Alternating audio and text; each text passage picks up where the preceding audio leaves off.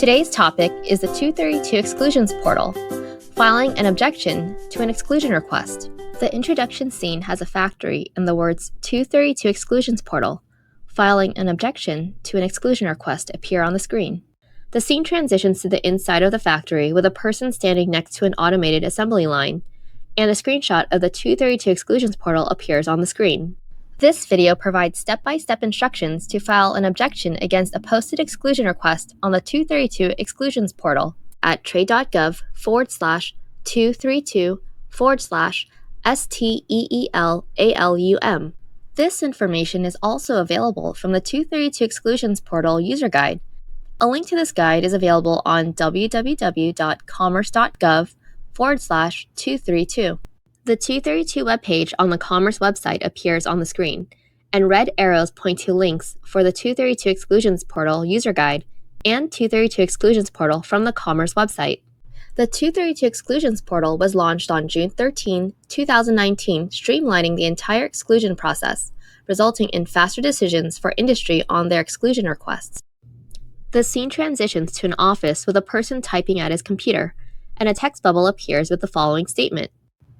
The public is now able to easily view and track all exclusion requests, objections, rebuttals, and surrebuttals in a centralized web-based system.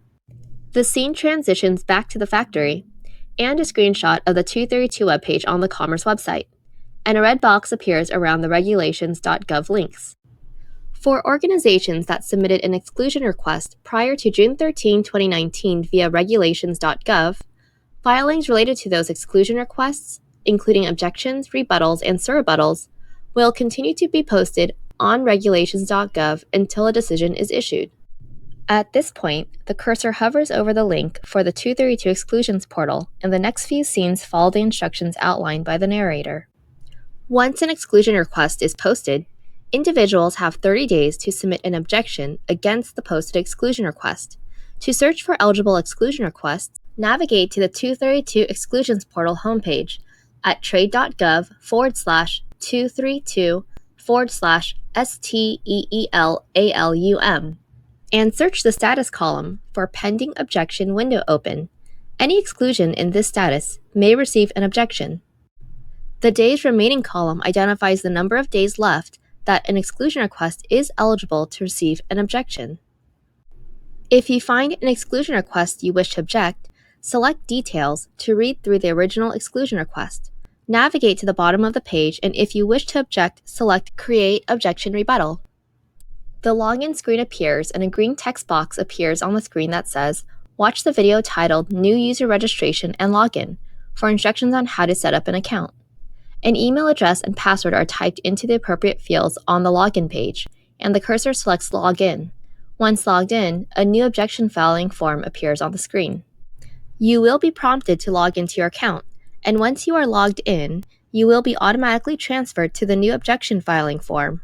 The form is nearly identical to the previous objection form submitted via regulations.gov as a Microsoft Excel spreadsheet. Fields with a red asterisk denote required fields. A green text box appears on the screen that says, "For time-saving and error-reducing tip on future submissions, watch the video titled Using the Autofill Extension." The form has 5 tabs, and each tab appears as the narrator describes them. The new objection filing form is divided into 5 steps. Step 1 asks for the objecting organization's information. The exclusion requester's organization and product information will be pre-populated based on the contents of the exclusion request.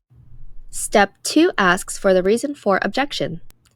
The objection should clearly identify and provide support for its opposition to the proposed exclusion, with reference to the specific basis identified in and the support provided for the submitted exclusion request. Step 3 asks for technical description of the properties of the product your organization can manufacture relative to the specifications cited in the posted exclusion request, among other items. Step 4 asks for the availability and delivery time of the objecting organization's product. And finally, Step 5 asks for the individual filing the objection to certify that the document is accurate and complete. The scene scrolls down to the bottom of the webpage. You will then be asked whether you have additional information to provide that is confidential or proprietary business information, or CBI? If you do, select Yes. Otherwise, select No. No CBI should be attached to the objection filing. The Department of Commerce will reach out to the company and request CBI only if it's needed in the review process. Once you have filled out all the required fields, click Review to view your objection filing in its entirety prior to submission. If any required fields are missing or filled out improperly, you will be prompted back to steps 1 through 5, allowing you to correct any mistakes highlighted in red.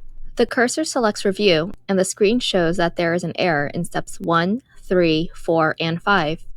Once you have corrected all the errors, click Review. Again, you will have an opportunity to view the entire form and its contents. The screen shows a completed objection with no errors. You may also save your form as a PDF by selecting Ctrl-P on your keyboard. Once you have reviewed and are satisfied with your responses, select Submit. The screen scrolls to the bottom of the page and the cursor clicks on the Submit Form button. The screen transitions to the Submission Complete and File Upload page. You will be provided the originating exclusion request ID number. Please be sure to write down this number and keep it somewhere safe. You will need to refer to it as you track your objection through the 232 process. Here you will also have the opportunity to upload supporting documentation. Supporting documentation is limited to a single PDF not to exceed 25 pages. If you have no supporting documentation, you may complete the filing by selecting Done. The cursor selects Done and the user is guided back to the 232 Exclusions Portal homepage. A calendar appears on the screen with a week highlighted in red. The Department of Commerce will review your objection filing to make sure it meets submission requirements. Approximately 1 week after the 30-day pending objection window open closes for the related exclusion request, all approved objections will be posted under the Details section of the originating exclusion request, located at the very bottom of the request page. The calendar disappears and the cursor selects Details from one of the exclusion requests to open the exclusion request. Once open, the screen scrolls to the bottom of the exclusion request to show Published Objection Filings. The cursor selects Details of the objection filing to open the objection, and a red arrow points to My Dashboard at the top of the screen. You can view the details and track the status of any forms you have submitted under My Dashboard on the 232 Exclusions portal. The scene changes to the exterior of the factory and a text box appears with the contact information verbalized by the narrator. If you experience any issues with this or any other aspects of the 232 Exclusions portal, please contact the Portal Support Help Desk via email at 232exclusionsportal@bis.doc.gov or call 202-482-3203, Monday through Friday during the hours of 8:30 a.m. and 5 o'clock p.m. Eastern Time. Thank you for watching this video. We hope you found it useful.